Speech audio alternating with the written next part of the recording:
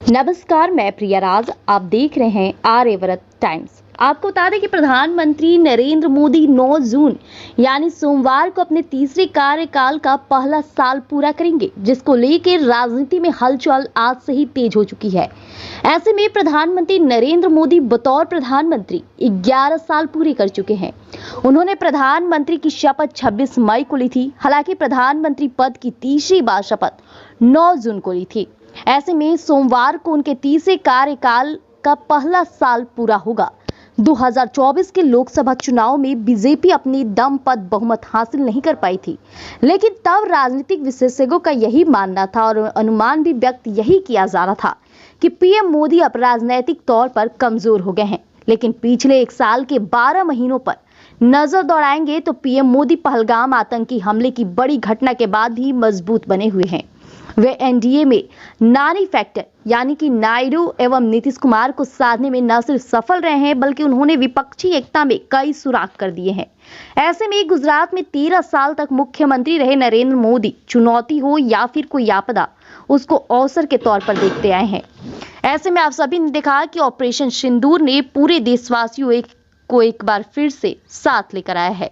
आपको बता दें कि तीसरे कार्यकाल के लिए जब वह शपथ लेकर आगे बढ़े तो कहा गया था कि बड़े फैसले नहीं ले पाएंगे, लेकिन मोदी 3.0 में वक्फ कानून समेत सरकार ने कई ऐसे फैसले लिए जिनसे तो यह साबित हो चुका है कि पीएम मोदी 2.0 सरकार के अपने एजेंडे से कोई समझौता किया है। पहलगाम आतंकी हमले पर जिस तरह से ऑपरेशन सिंदूर से उन्होंने पाकिस्तान के आतंकी ठिकानों को ध्वस्त किया, उसके बाद उन्होंने एक बार फिर साबित किया है कि वे भविष्य में पाकिस्तान के खिलाफ कड़ी और बड़ी कार्रवाई से बिल्कुल भी नहीं हिचकेंगे। साथ ही साथ ऑपरेशन सिंदूर के मुद्दे विपक्ष द्वारा विशेष सत्र की मांग को ठुकराकर उन्होंने दबाव में लाने की रणनीति को भी विफल कर दिया है। हालांकि गुजरात में कांग्रेस और बीजेपी दोनों की राजनीति पर दशकों से नजर रखने वाले विशेषज्ञों का यही कहना है कि मोदी पर हमला करके पहले भी कांग्रेस ने नुकसान उठाया है और आगे भी इसी की संभावना अधिक दिखती है। लेकिन ऐसे में आपको बता दें कि राजनीतिज्ञ विशेषज्ञ डॉक्टर जय शाह कहते हैं कि पीएम मोदी को जो कमजोर बताने या आंकने की कोशिश कर रहे हैं, असल में उन्हें अपने गिरिम्बा और कहा जाए तो उन्हें अपनी ही जिम्मेवारी में झांकने की जरूरत है। शाह ने यह भी कहा है कि पीएम मोदी राजनीतिक तौर पर मजबूत होकर उभरे हैं। Jay Shah parliament of world religion में भारत के एम्बेसडर भी है और वे वैश्विक तौर पर देखा जाए तो मोदी के कद के बढ़ाने का दावा करते हैं। शाह ये भी कहते हैं कि आने वाले दिनों में तो यह भी साबित हो जाएगा कि ऑपरेशन सिंदूर के बाद भारत का विश्व में भी दबदबा बढ़ा है। ऐसे में शाह ये भी कहते हैं कि पीएम मोदी चुनौती को अपने पक्ष में पलटने में बेहद कुशल हैं। वह एक नहीं कई मौकों पर ऐसा कर चुके हैं।